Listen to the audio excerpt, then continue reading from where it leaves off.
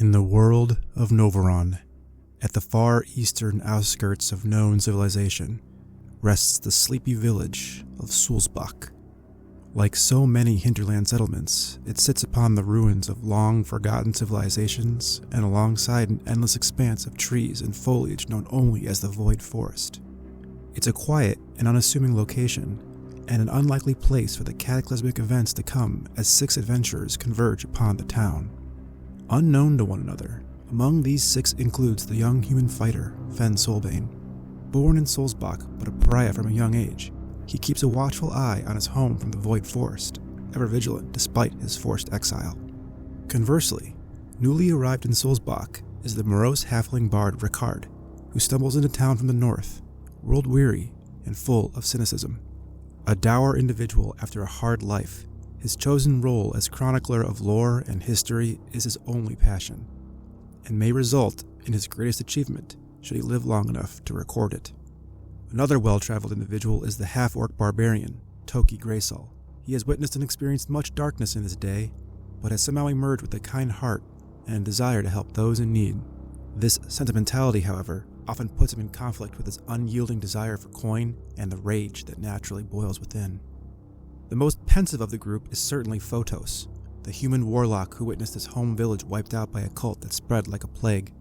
His only recourse as he reached adolescence was to embrace the evil and use it against others who would prey upon the weak and innocent. And then there is Unzar, the Githzeri wizard. Stranded from his astral home upon the world of Noveron, his penchant for the dead and their eternal resting places often isolates him from civilization. He's quite clearly a stranger in these lands, and his ignorance of the material realm is often mistaken for standoffishness and rudeness, although such behavior can also be quite humorous. The group's final member is Lolly, a gnome rogue whose upbeat attitude and preference for the wild and animal companionship teeters between eccentricity and insanity, depending on who you ask. She certainly offers a lightness to an otherwise despondent group. Ranging from far and wide, their backgrounds and skill sets as diverse as their personalities, they coalesce on the village of Sulzbach during an evening of great peril, as a local bandit group staging from the Void Forest descends upon the town in a vile raid. Divided, Toki and Photos find themselves fighting in the streets, revealing much of their personalities as Photos strives to protect the innocent, while Toki shoves a lit torch down a bandit's throat and drops him down a well. Unzar and Lolly, meanwhile, are in the town's farmland, battling from rocky outcroppings. The pair couldn't be more different as Unzar barely understands why he's fighting at all, while Lolly is incessantly just happy to be there. Finally, Fen and Ricard hold the line upon the bridge as Fen throws himself at as many bandits as he can, while Ricard provides support from the rear.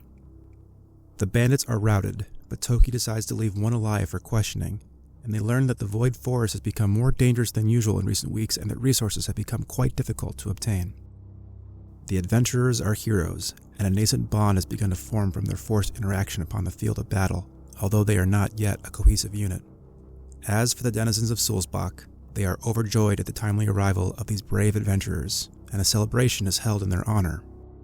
A young hedge mage named Pina, the village's local alchemist and aspiring wizard, also provides them with strong healing poultices as further reward. The celebration drags long into the evening, but eventually the adventurers bed down for the night, tired and inebriated, only to be jolted awake by an explosion that rips through the village and sets a number of homes on fire. Working to douse the flames, the adventurers are ambushed near the bridge by a new group of brigands. Unzar is fatally wounded by arrows, and the others are also hurt by this far more effective fighting group, but they are eventually able to rally together and push the attackers over the bridge and back into the Void Forest. After the dust settles, the adventurers learn that it was Pina's alchemy shop that was destroyed, and that she was taken by interlopers in dark clothing. Soon after, Fen too realizes that his mother, Marta, also cannot be found, and the group surmises that she was also taken. But for what reason? Deciding there is no time to waste, the group bravely plunges into the Void Forest to rescue the pair despite their wounds. But the Void Forest is dark, dangerous, and completely unknown to the party, and they spend days wandering the forest as they try to track down their prey. Along the way, the group encounters a large tower at the center of an expansive necropolis hidden deep in the forest. Unsure whether to explore this foreboding structure, Unzar wisely calls off the search as the voices of the dead warn him of a great evil within.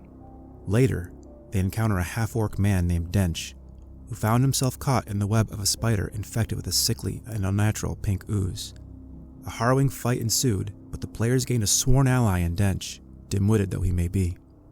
Eventually, having fully bonded as a true adventuring party after their trek, their hunt takes them to the walls of a lost and forgotten keep consumed by the forest.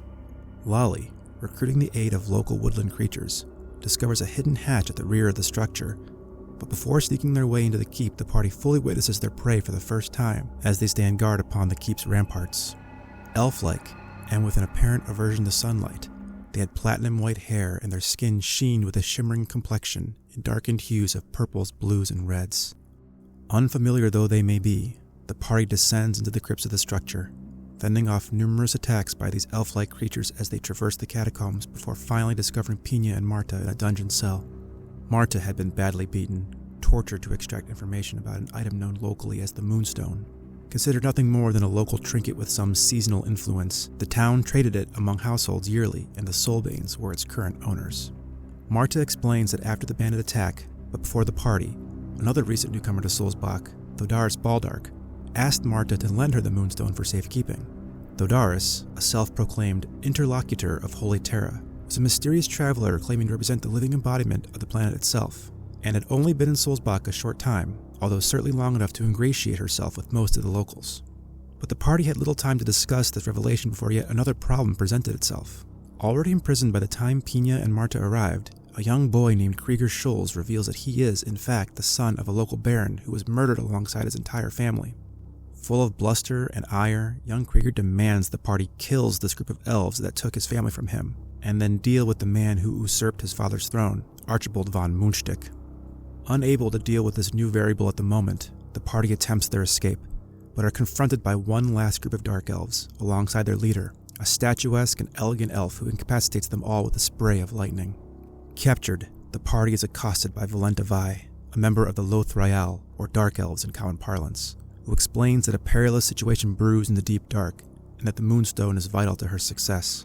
She wishes the surface dwellers no harm, despite the torture performed on Marta, but also prefers to remain unknown to the world, and promises to return to the deep dark without further provocation should the party return to Soulsbach and reclaim the stone for her. The request seems as reasonable as she does, so the party has little choice but to agree. Frustrated by their failure to escape without incident, the party begins their return to Soulsbach, but they still must return through the treacherous Void Forest. Sure enough, that very evening they are ambushed by a tribe of goblins, the Flemgorgers according to Fen, who spent time among various goblin tribes in his youth and is quite familiar with them. Apparently attempting to capture for their own sick purposes instead of killing them, the party barely escapes with their lives. Broken and battered, they attempt to rest in a nearby cavern, but whatever luck followed them into the Void Forest has long since abandoned them.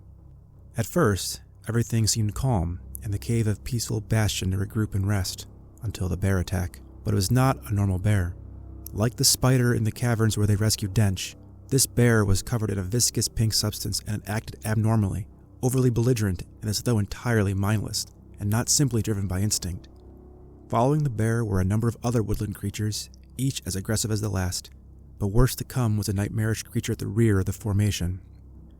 Serpentine in form and able to defy gravities that swirled through the air, it was covered in arms with a hideous face, and the growingly familiar pink ooze seeped from every pore along its grotesque body.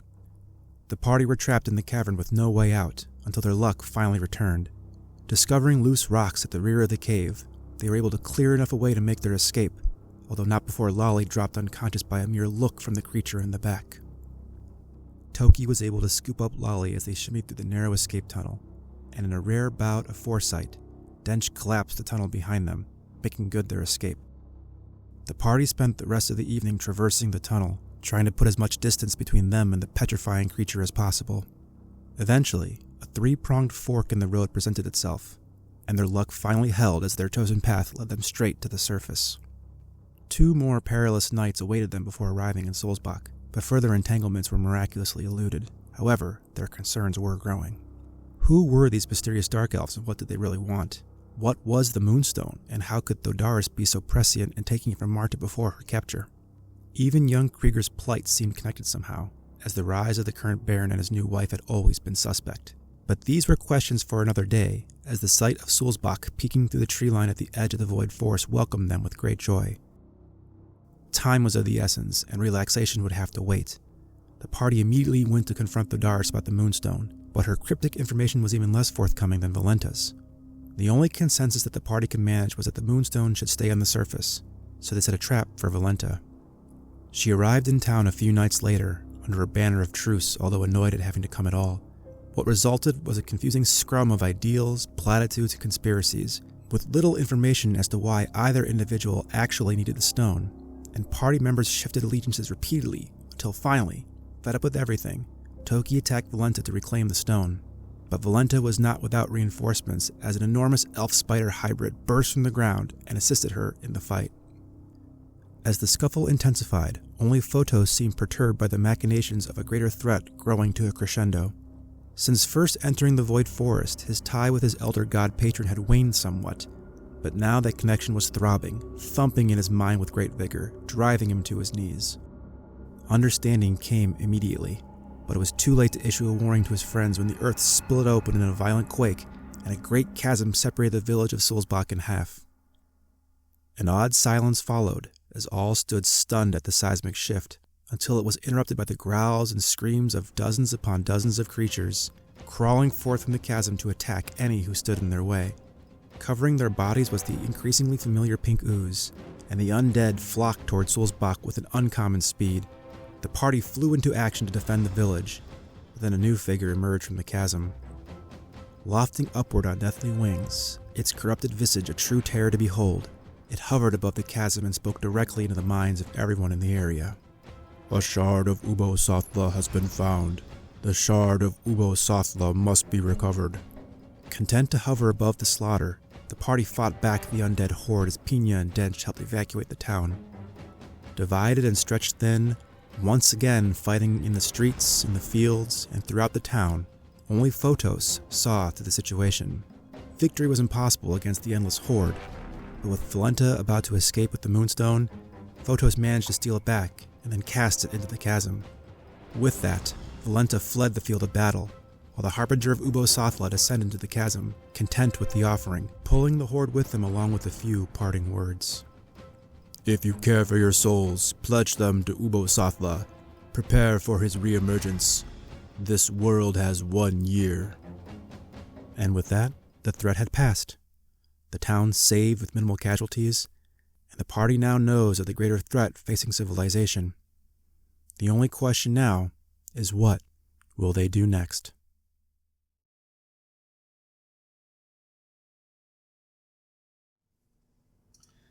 "Beware, zombie, you are in the presence of Unzar, the great wizard.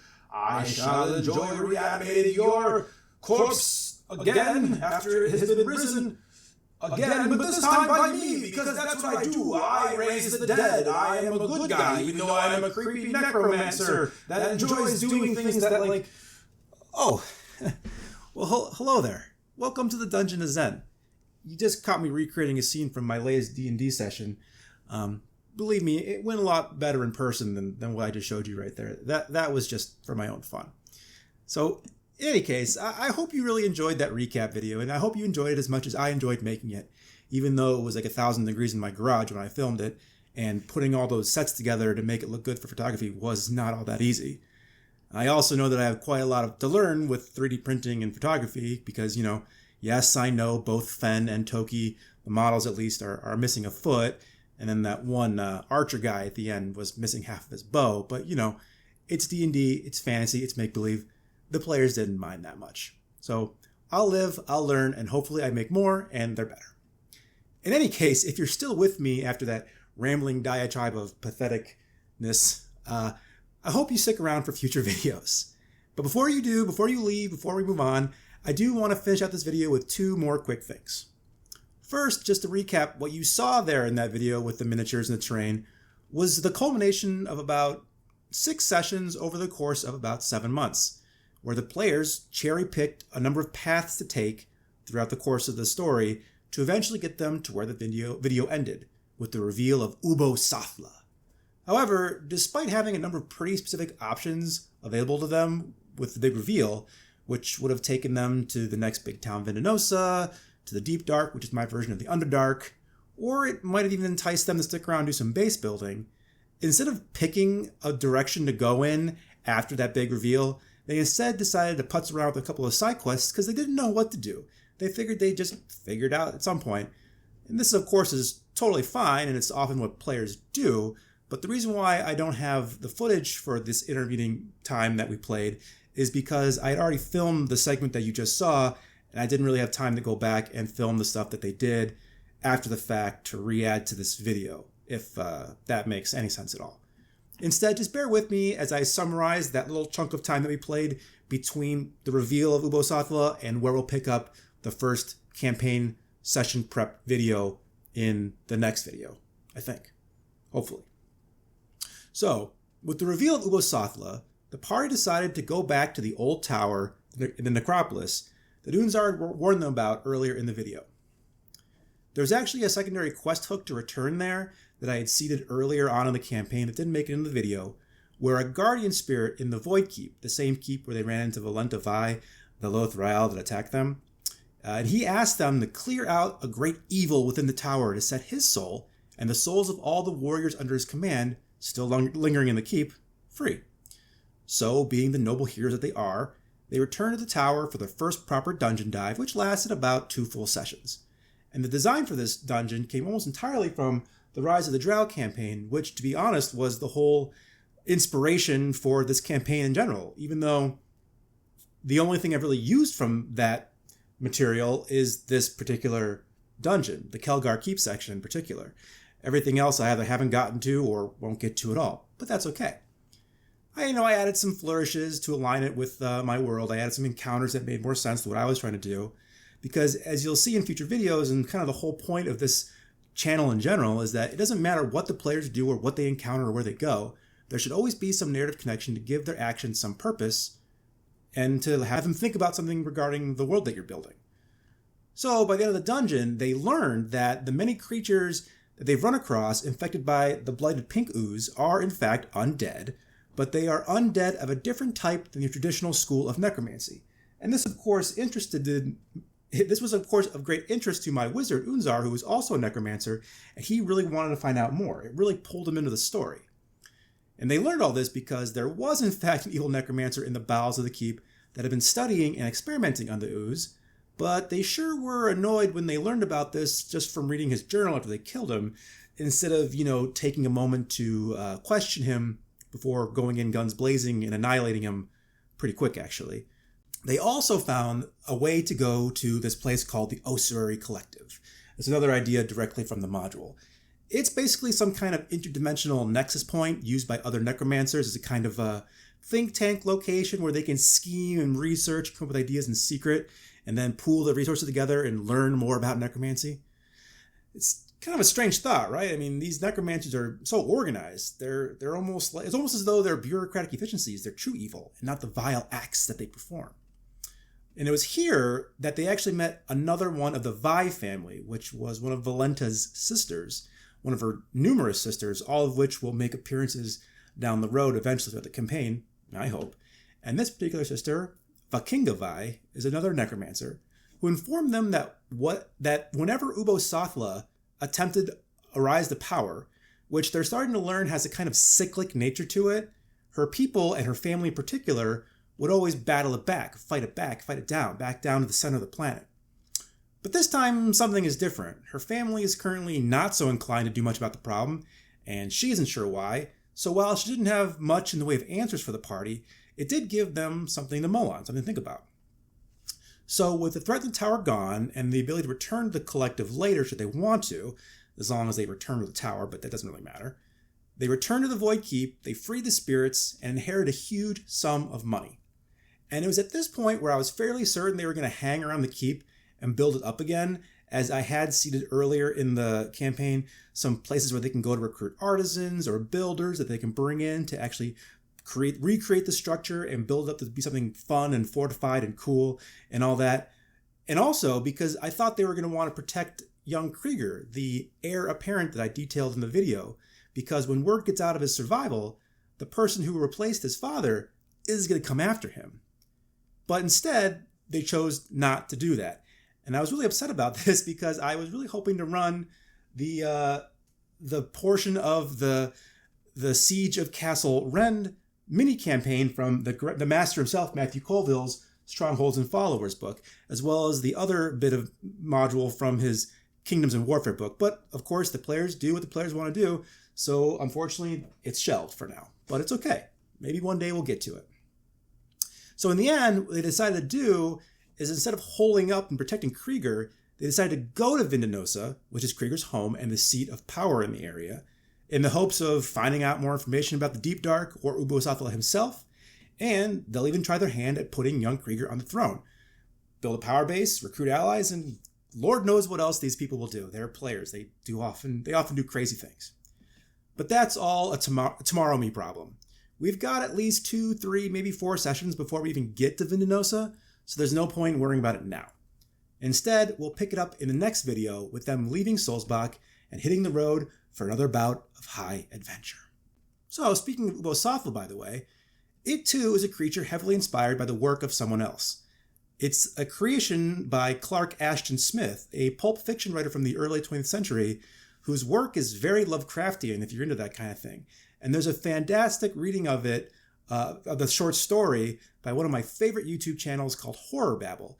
If you're into dark, creepy stories, I highly recommend you check them out, and I'll leave this link in the description down below if you'd like to watch it. I mean, I even told my players to go listen to it if they wanted an insight into what awaits them, but they're D&D players, so they don't care and didn't bother. Oh well. Okay, so if you're still with me, I figure you must be somewhat invested by now. So here's where I'm officially going to pitch the fact that I will be setting up a Patreon in the near future. And I know everyone must be rolling their collective eyeballs right now saying, oh, of course he is. But yeah, of course I am. But only because it's directly related to the type of content in this particular video. You see, it's expensive to keep gathering materials to make cool sets for the miniatures, and it's super time consuming to set it all up and actually record the footage and then edit it. And at the end of the day, I have to justify all this to my wife somehow. I'm taking time out of my life to do this instead of being with my kids. And also, I don't know if you noticed these dead pixels everywhere. I gotta replace this camera. This thing is 12 years old. It films in 720p. Dad needs a new pair of shoes, you know? But don't worry. I have no intention of locking out any core content behind a paywall or anything like that. The Patreon will just be for more extensive miniature recap videos, as well as a few other fun things I hope to do down the road. Maybe live session prep sessions, player Q&As, and who knows, maybe I'll have my players come in and voice act some of the parts for these videos. We'll see. But again, like most things, that's a tomorrow me problem. So that's all I have for today. I hope to see you in the next video where we officially get into my session prep process. But until then, have a good one. I'm just going to go back to play with my miniatures right now. Dong! Yeah. Does he really say dong when the spell's cast? That doesn't make any sense. Yeah, I know, Unzar. Just forget about it. It's fine.